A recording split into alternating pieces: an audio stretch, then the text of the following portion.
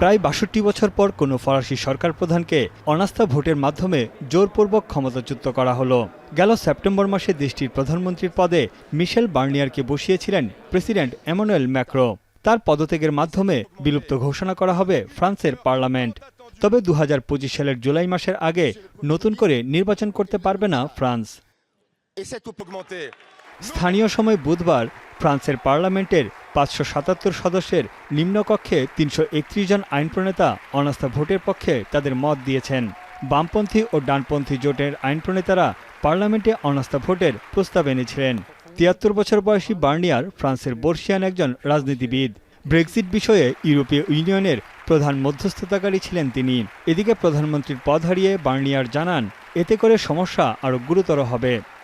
Ce dont je suis sûr, mesdames et messieurs, ce que je redis avec gravité devant vous, c'est que cette motion de censure, au moment où vous vous apprêtez sans doute dans cette conjonction des contraires.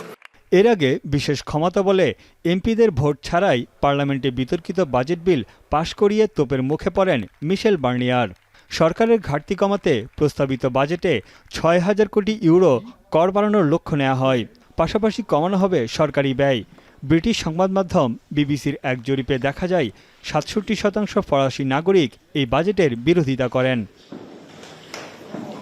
এমন অবস্থায় president Emmanuel ম্যাক্রোর পদত্যাগের দাবি জানিয়েছেন বামপন্থী দলের নেতারা। তবে ম্যাক্রোর পদত্যাগ না চেয়ে তাকে চাপে রাখতে চান উগ্র ডানপন্থী নেতা মেরিন লে pen. Budget pour protéger les Français, M. Boulot, il n'y avait pas d'autre solution que cette solution-là. Ce Premier ministre va être nommé. Aujourd'hui, par la censure de ce gouvernement, c'est toute la politique d'Emmanuel Macron qui est battue. Celle qui a été battue 3 fois dans le résultat des urnes.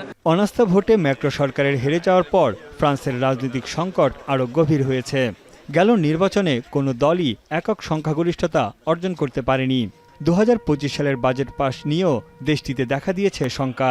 এ সময়ে নতুন কেউ এলে তিনিও চাপে থাকবেন বিরোধীদের। তবে নতুন প্রধানমন্ত্রী নিয়োগের আগ পর্যন্ত বার্নিয়ারকে তত্ত্বাবধায়ক ক্ষমতায় রাখতে পারেন প্রেসিডেন্ট ম্যাক্রো। তানভীর চানি, এখন বিশ্ব।